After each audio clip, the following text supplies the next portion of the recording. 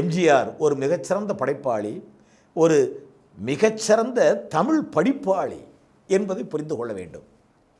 அதனால தானே எம்ஜிஆர் தன்னுடைய ராமாவரம் தோட்டத்து இல்லத்தில் கீழே தரைதளத்துக்கு கீழே நிலவரைன்னு ஒன்று கட்டினார். அதாவது அண்டர் கிரவுண்டு.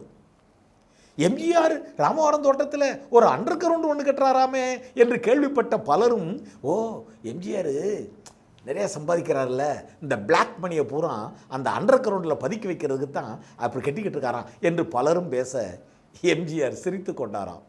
ஒரு முறை தமிழ் சித்தர், தமிழ் விரும்பி மாப்போசி அவர்களை எம்ஜிஆர் ராமாவரம் தோட்டத்தில் அந்த நிலவரைக்கு அழைத்து செல்கிறார்.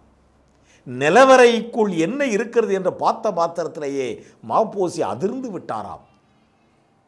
அது மட்டுமல்ல, இன்ப அதிர்ச்சியில் திளைத்திருக்கிறார்.